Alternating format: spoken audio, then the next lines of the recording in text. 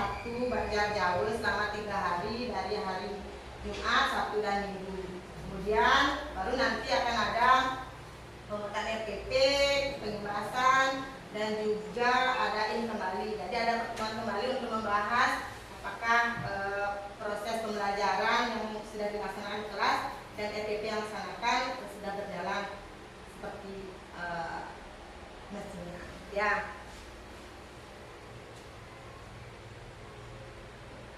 Ya, pelatihan matematika gembira ini pertama merupakan gerakan dari numerasi nasional bentuk untuk meningkatkan kemampuan numerasi dari peserta didik. Karena di sini seperti yang pernah disampaikan pada saat pelatihan bahwa ada yang namanya PISA, sejenis asesmen internasional untuk peserta didik. Jadi Indonesia itu termasuk dalam kategori sedang ke bawah. Jadi dari 81 negara yang terlibat dalam asesmen tersebut, Indonesia untuk bagian numerasinya berada di urutan 70. Jadi dari situlah BGP Bali memiliki program yaitu melaksanakan yang namanya adalah pelatihan dari matematika gembira. Mengapa numerasi itu harus penting? Nah, di sini numerasi itu dapat membekali peserta didik untuk mengelola keuangan, kemudian membaca dan menghasilkan data, berpikir kritis, logis dan analitis, kemudian membuat prediksi berdasarkan informasi. Yang kelima adalah membuat prediksi berdasarkan informasi, dan yang terakhir adalah mengambil keputusan secara rasional. Oke, seperti yang saya bilang tadi bahwa ternyata di lapangan skor PISA itu adalah 69 karena tadi saya lupa dari 80 negara. Kemudian dilihat dari rapor pendidikan bahwa kemampuan numerasi dari negara Indonesia, anak-anaknya adalah tergolong sedang, yaitu pencapaiannya sekitar 40%.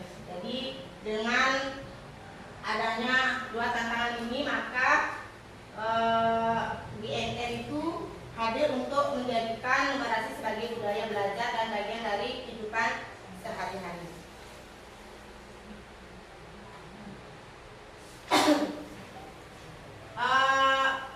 Gembira, matematika gembira itu sebenarnya merupakan suatu alur pembelajaran. Jadi tidak hanya sekedar gembira atau happy, tetapi gembira di sini adalah merupakan alur atau sintaks dari sebuah pembelajaran, khususnya untuk pembelajaran matematika.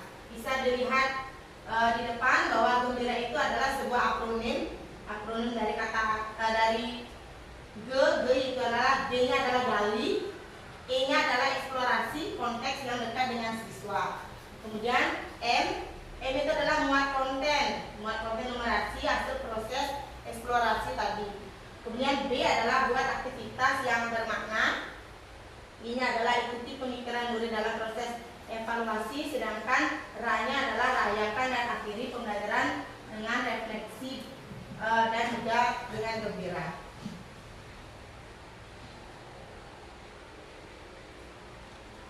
Tujuan dari pelatihan matematika gembira di sini yang pertama adalah meningkatkan kompetensi matematika dasar guru untuk memperkuat kemampuan numerasi murid.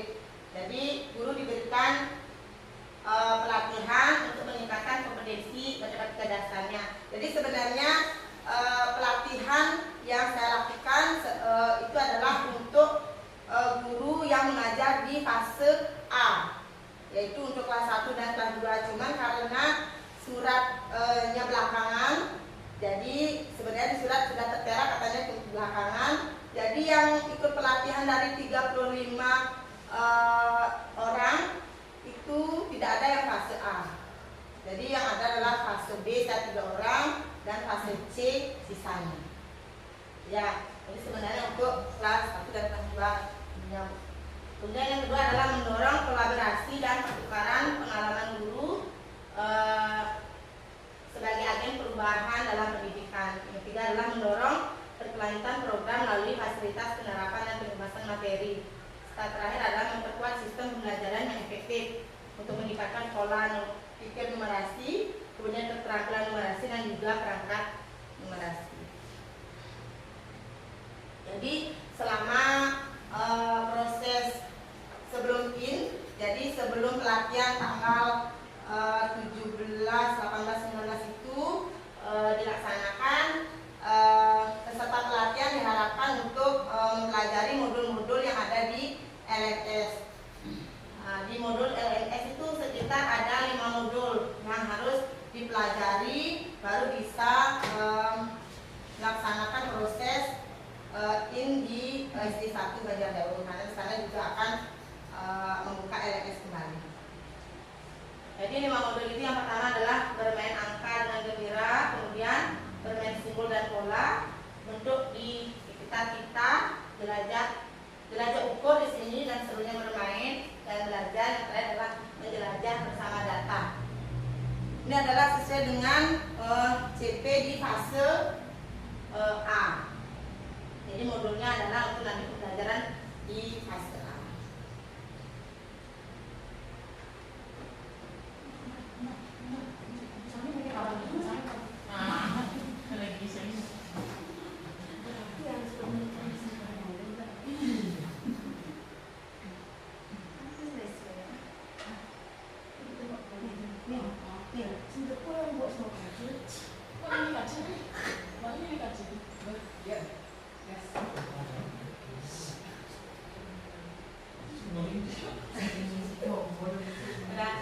Jadi dalam proses pembelajaran nanti sebenarnya kegiatan pembelajaran gembira ini yang berupa alur pembelajaran sebenarnya dilaksanakan dengan pendekatan deep learning. Ya, jadi ada 3, yaitu mindfulness, kemudian meaningfulness, dan juga joyful. Sadar sana pertama adalah kesadaran penuh bahwa siswa itu belajar tanpa rasa cemas. Nah, kemudian mindfulness itu adalah konteks bermakna. Jadi apa yang dipelajari itu sesuai dengan pengalaman nyata yang ada di lingkungan. Yang terakhir adalah joyfulness, yaitu kegiatan pembelajaran yang dilaksanakan adalah kegiatan pembelajaran yang menyenangkan. Jadi dirancang itu ada pembelajaran seru, kemudian memuaskan bagi siswa. Oke, tadi seperti yang sudah saya sampaikan bahwa gembira itu adalah merupakan sebuah alur dari sintaks pembelajaran.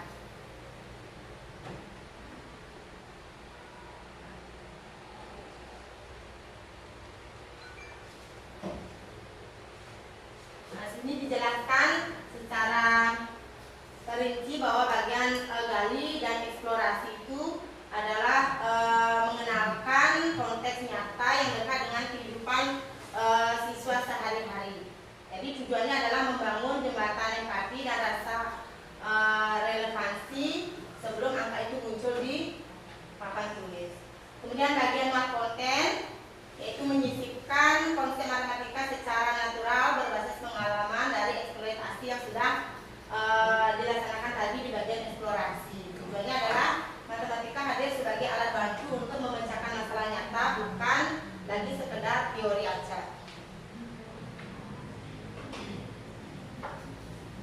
Di bagian buat aktivitas, jadi aktivitas ini adalah guru merancang kegiatan pembelajaran atau aktivitas pembelajaran, bisa merancang dengan eksperimen, dengan permainan, bisa dengan pengamatan nyata di dalam kelas.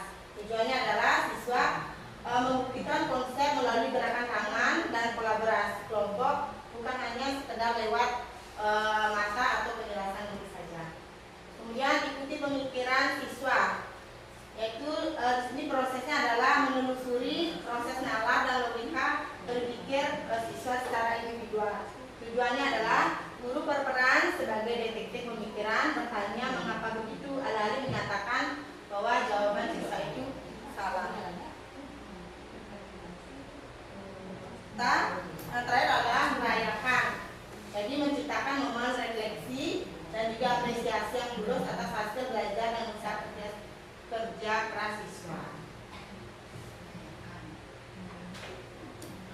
Ini adalah modul dari kegiatan di LNS yang dilaksanakan dan dipelajari di rumah. Yang pertama modulnya adalah bermain angka dengan gembira.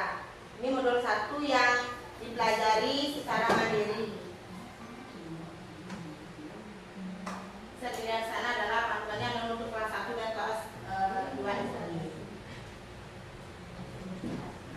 Jadi di modul 1 ini kita diajarkan atau guru diajarkan untuk menggeser paradigma yang biasanya berupa hafalan menuju pemahaman bermakna. Seperti dilihat di layar bahwa ada beberapa mekanistik hafalan yang biasanya dilakukan kita sebagai guru. Jadi selalu menghitung ulang dari awal. Misalnya anak kan biasanya 1, 2, 3, ini berapa pasti hitung ya kan? Tidak bisa langsung 5, tapi hitung lagi. Sedangkan bisa diganti dengan menggunakan garis bilangan. Jadi menggunakan garis bilangan. Jadi tidak langsung dengan tangan, bisa menggunakan garis bilangan. Kemudian untuk komposisi bilangan, menganggap satu bilangan hanya punya satu pasangan. Jadi 3 dikali 4 dikali 7. Sedangkan di sini kan bisa 3 dikali 4 atau 4 kali 3 dikali 7, seperti substitusi kalau salah ya. Nah, substitusi. Jadi tidak monoton 3 kali 7 hasilnya seperti itu. Kemudian untuk pecahan, jadi biasanya kan saya sendiri juga mengajarkan pecahan, lalu diawali dengan ini namanya penyebut, ini namanya pembilang, seperti itu. Nah, jadi di modul 1 itu bisa dirubah dengan menentukan makna sebagai bagian pecahan itu sebagai bagian dari keseluruhan melalui manipulasi benda konkret. Jadi di sini menggunakan benda konkret untuk mengajarkan konsep pecahan. Jadi intinya dalam pembelajaran kita melibatkan benda konkret dan benda-benda di sekitar siswa. Itu intinya, karena kan proses berpikir anak kan masih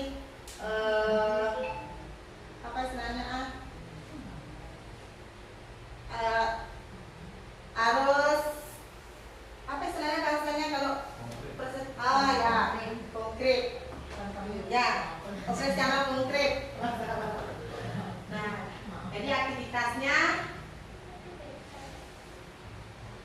di sini membangun intuisi, penjumlahan dan dekomposisi melalui komposisi strategi. Bisa dengan, kalau yang pada saat saya pelatihan, jadi diberikan kertas, yang isinya angka-angka dengan panjang berbeda. Jadi anak-anak secara berkelompok mengambil angka itu, kemudian menaruh di papan atau ditempelkan. Siapa yang lebih cepat dapat hasil lebih panjang, itu juaranya. Jadi walaupun di sini 7 itu adalah kotaknya kecil, tapi dia tidak melihat kotaknya, tapi yang dilihat adalah angkanya.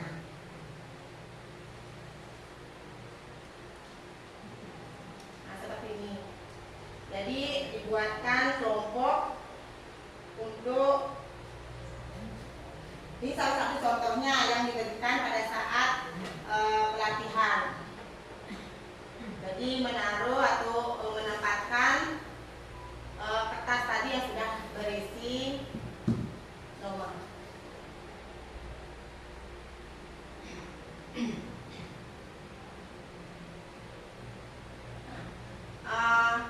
Berikutnya adalah ikuti pemikiran siswa. Jadi pada saat singkat ikuti pemikiran siswa, kita ketika melihat ada murid yang salah gitu misalnya, kemudian seperti skenario pertama,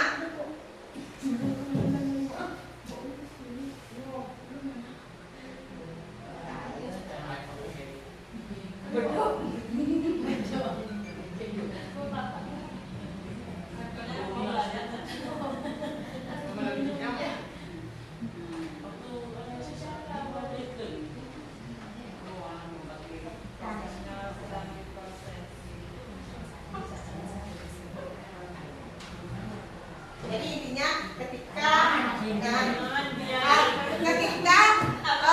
ketika siswa salah, kita tidak langsung menyalahkan, oh ini salah, tapi tanyakan, kok kamu bisa jawabnya seperti ini, kok kamu bisa dapatnya seperti ini. Jadi kita menanyakan, tidak langsung menyalahkan. Itu intinya untuk ikuti pemikiran siswa.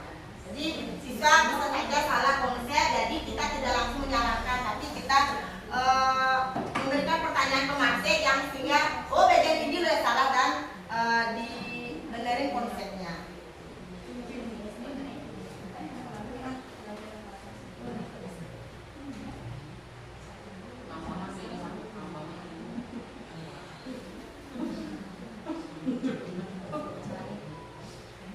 Sama seperti kita mengajarkan pecahan, ya sama seperti mengajarkan pecahan. Ini ketika pecahan setengah itu pakainya adalah origami, kertas origami. Cuman kan kadang ada yang pakai kertas origami kecil, ada yang pakai kertas origami besar. Jadi ketika setengah itu kan dibagi dua sama besar, sedangkan sini kan tetap dibagi dua sama besar. Ketika siswa ada bilang, ibu ini kan lebih besar. Nah, jadi kita sebagai guru bisa menanamkan konsep bahwa pecahan itu adalah bagian dari keseluruhan. Jadi ketika dua itu dengan ukuran kertas yang berbeda tidak bisa dibandingkan. Jadi seperti itu. Ya, jadi tidak lagi digunakan untuk ketika satu mana yang lebih besar, mana pecahan karena berbeda ukuran. Jadi gunakan dengan ukuran yang sama. Jadi kita sebagai guru terutama di fase A katanya, jadi pakai yang kertas sama, kertas dengan ukuran yang sama. Ya, nah sini khusus diambil adalah bagian bab 1 karena ada 3 bab kalau salah. Di bagian bab 1 itu adalah sama dengan atau simbol keseimbangan. Pada fase ini elemen aljabar diperkenalkan sebagai simbol, tidak diperkenalkan simbol dan rumus abstrak, melainkan sebagai fondasi berpikir rasional melalui pemahaman pola dan makna simbol sebagai kesetaraan. Jadi pada saat pelatihan ditanyakan seberapa banyak atau seberapa sering kita menggunakan simbol sama dengan. Ternyata sama dengan itu bukan hasil. 2 tambah 3 hasilnya berapa? Ternyata konsepnya itu adalah kurang tepat. Jadi sama dengan itu dikonsepkan sebagai keseimbangan. Ya, keseimbangan antara ruas kiri dan ruas kanan. Jadi anak-anak di fase A itu diperkenalkan konsep sama dengan itu dengan timbangan. Jadi konsep sama dengan itu dengan timbangan, tidak langsung oh ini sama dengan hasilnya segini, tidak katanya. Itu ibu kita, itu katanya ibu. Jadi tidak boleh sama dengan katanya di sana. Jadi harus dengan timbangan dulu. Kakeknya bisa. Jadi 2 tambah 2 timbangan apa? Nah, kan seperti itu. Jadi jika memungkinkan, jadi anak-anak itu dibuatkan aktivitas dengan gantungan hanger, kita pernah ya dari kelas 2 hanger. Jadi diisi apa? Diisi plastik. Yang satu plastik hitam, yang satu plastik putih. Jadi plastik hitamnya mesti ada kelerengnya misalnya 8. Kemudian di plastik putihnya kan kelihatan plastik hitamnya mesti ada kelereng 1. Oh ternyata masih tidak seimbang, isi 2. Ternyata ketika seimbang, barulah mereka tahu oh berarti kalau di sini 8, di sini juga 8, itulah seimbang pasti sama dengan. Ketika setelah buat aktivitas, jadi siswa pasti punya pemikiran yang berbeda dengan kita. Ya, pasti punya perbedaan dengan kita dan itu ikuti pemikirannya dia dan tanyakan kenapa bisa begini, kenapa kok kamu jawabnya itu. Jadi kita menelusuri, itu intinya dari ikuti pemikiran siswa, tidak langsung ya 2 tambah 3 sama dengan 7, itu kok salah ini, itu misalnya. Nah, jadi kok bisa seperti itu. Jadi ditanyakan, itu inti dari